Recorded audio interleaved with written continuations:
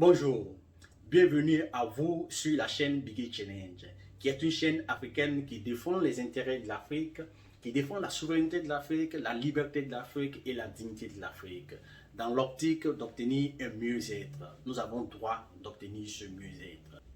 J'ai simplement constaté qu'en Afrique, la peur a gagné l'esprit des Africains.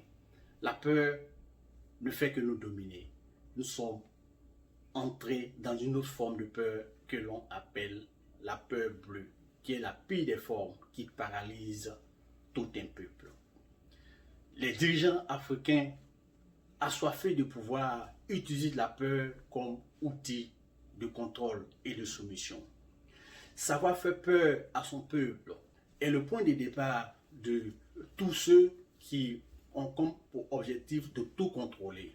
Et quand la peur est installée durablement et profondément dans la tête des Africains, dans l'esprit des Africains, ces despotes, ces autocrates, ces dictateurs s'installent durablement et règnent pour toujours. Aujourd'hui, la peur est devenue monnaie courante. La peur est devenue même un slogan et est utilisée comme un gros outil de communication qui sert à gagner des élections truquées, des élections qui sont entachées d'irrégularité. Cette même peur sert à vendre des projets de société qui sont vidés de substance. C'est des projets qui ne répondent pas aux questions qui sont posées à la société, aux problèmes qui sont exposés à la société, notamment des questions d'éducation et de formation, des questions de santé, des questions d'employabilité, même de cette question de production d'électricité. C'est des questions qui ne sont pas négociables. D'eau potable qui ne sont pas aussi négociables. Nous vivons une peur généralisée en Afrique. Ça, j'en suis convaincu. Pour la simple raison que nous avons levé la garde. Et aujourd'hui, nous en payons le prix. Il va falloir vraiment se ressaisir et se réveiller. Une prise de conscience de façon générale. Pendant ce temps, les pays africains sont à feu et à sang. On tue simplement parce qu'on ne partage pas les mêmes avis, on ne partage pas les mêmes opinions. Simplement parce qu'on n'accepte pas les débats d'idées, les contradictions de débats d'idées. Pourquoi? On tue simplement les enfants innocents, on décapite, on viole, on coupe même des têtes aujourd'hui qui deviennent des ballons de football. Oh, pauvre Afrique. Pauvre Afrique. Devant autant de cruauté, on a sans doute raison d'avoir une peur bleue. La peur bleue qui est la pire des formes qui puisse exister. Et je peux vous dire, c'est cette peur bleue que ces dirigeants africains exploitent, utilisent en contrepartie de réduire nos libertés. En réalité, ces chefs d'État font de la peur leur outil, font de la peur le contrôle. Ils savent vraiment que cela paye. De tous les temps, dans le temps, tous les pays du monde entier l'ont utilisé. Malheureusement, en Afrique, cette méthode continue d'exister. Ailleurs, ils ont abandonné cette pratique. Nous devons nous réveiller.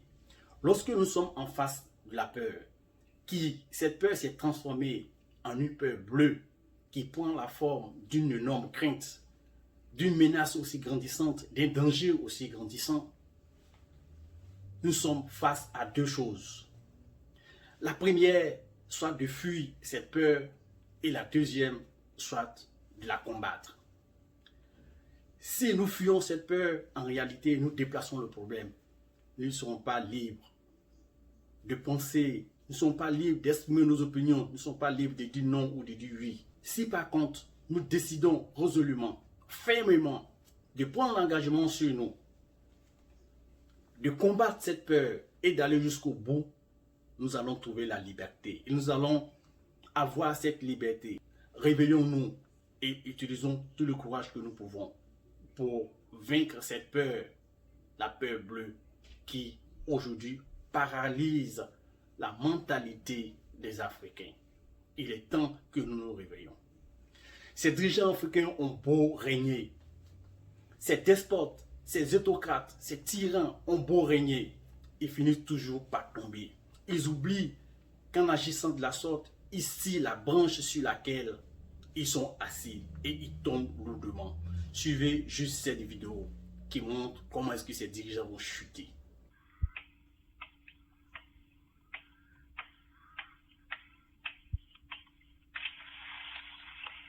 quel que soit le temps qu'ils mettront pour régner, ils vont tomber. Et ils vont tomber. Ils tomberont bien et ils tomberont sûrement. Mais la vraie victoire, c'est le mot, c'est la décision que prendra le peuple. C'est l'action que le peuple mènera. C'est de s'exprimer, de manifester par tous les moyens légaux. De sorte que nous obtenons la victoire, rien que la victoire. Seul le combat nous permet d'obtenir notre liberté totale. Dieu nous a créés sans nous, mais pour nous sauver, il a besoin de nous. C'est pourquoi nous devons prendre conscience de notre existence. Nous devons prendre conscience de la grande menace que nous vivons.